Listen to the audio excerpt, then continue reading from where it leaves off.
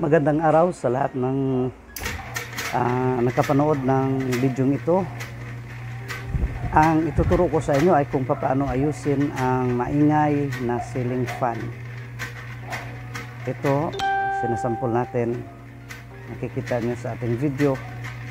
Napakaingay. Pag i-off mo, ganyan. Ang ingay talaga. So, anong gagawin natin para ma-solve? Siyempre, buksan natin. Tingnan natin kung anong naging problema. Tanggalin natin ang kanyang propellers or kanyang blade. Tapos, merong 4 na screws.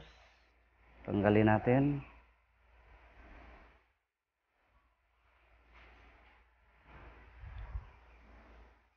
Tagaan lang.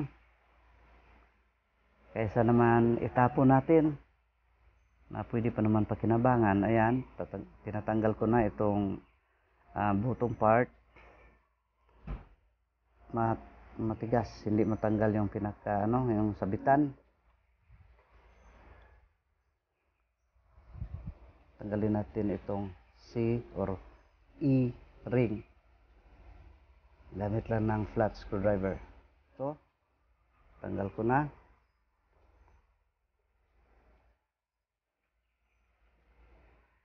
May 3 screws, inumpasahan ko ng tanggalin.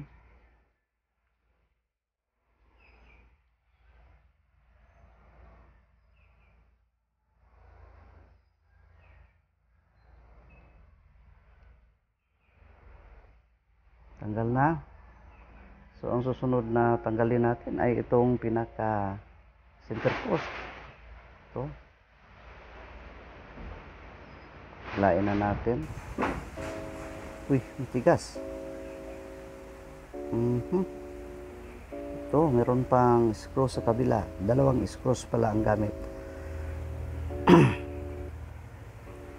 Lain natin. Ito, tanggal na. Tapos, yung mga screws, tanggalin natin ng maayos ito. Okay. Ito na yun. Nag-i-slide itong plastic at sa kanyang magnet. I-try natin tanggalin yung kanyang circular, yung magnet na nakapaikot. Nag-i-slide ito kaya maingay. Gumagamit tayo ng matulis na screwdriver na maliit. Ito na yon, yung magnet ito, kita nyo, dumidikit yung screwdriver. Wala namang problema sa yung kanyang pinaka bakal na pinupulutan ng magnet wire. So, gagamit tayo ng liha sa tagiliran ng plastic. Hulaan nyo anong gagawin ko dyan para ayaw mag-slide itong circular na magnet. Tama, nahulaan nyo. Ipapakita ko sa inyo kung anong gagawin ko. Nahulaan nga ba? Okay, ito na. Ipapakita ko sa inyo kung anong gagawin. 2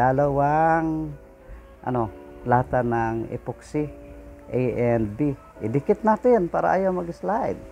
Yan lang ang solusyon. By the way, gabi na. Kaya ginawa ko ito ngayong gabi para kinabukasan, matigas na, tuyo na. No? So, kamayin ko na. At nang maano talaga, yung epoxy ba, na malagay natin ng tama. No, dapat ma-press siya sa ganun. Talagang didikit. So, paikot.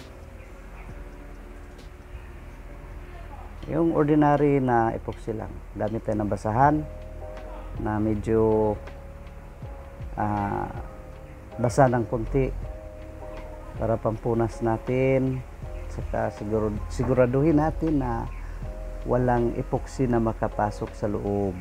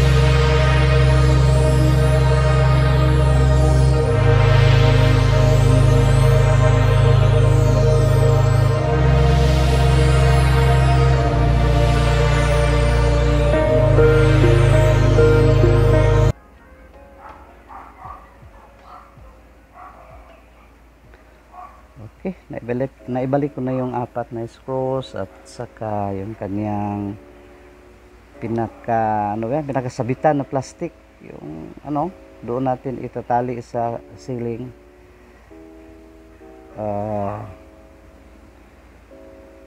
Meron itong kanal na dapat doon tatama at na maipasok natin.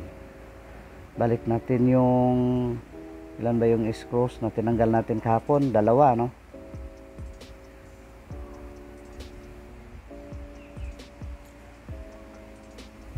Ganun lang ka simple para malunasan yung ingay.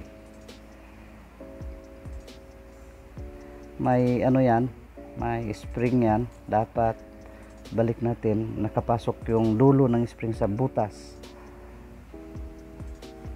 Kaya bago magtanggal, tandaan lang kung anong itsura. Kasi pag hindi mo na ibalik yun, pag under nun, tutuloy-tuloy yun, hindi babalik. I mean, yung unang switch on natin, di ba, makita nyo parang siya, mag-swing, pero babalik din dahil sa spring. Balik natin ang takip. Meron itong panibagong spring na naman. Simple lang pero grabe yung nag-design nito. Magaling. Tapos yung E-ring o kaya C-ring, balik natin gamit ang plies. Tapos yung blade, yung kanyang propeller, baliktad to. Dapat ganyan. Okay. Pasok natin. Medyo lang, alalay lang pagpasok, baka maputol. Yan. Okay, naipasok na natin ang blade, 4 na blades. Sabit natin sa kisame, sa ceiling, sa loob ng 11 minutes. Natapos natin ang video ito. Sana may manood at may mag-subscribe kasi bala ko tuloy-tuloy na itong pag-upload natin ng mga tips para sa mga baguhan o sa mga tatay, sa mga daddy, mga papa na gusto maglibang, yun bang, sayang din naman kung itapon, maliban kung talagang mayaman kayo. Wala na tayong magawa dyan. Okay, ito na, mandar na. Wala nang kaingay-ingay. No, wala nang kaingay-ingay. Ganda na ng ikot ng kanyang mga blades. Ito temporary nating isinaksak sa extension wire.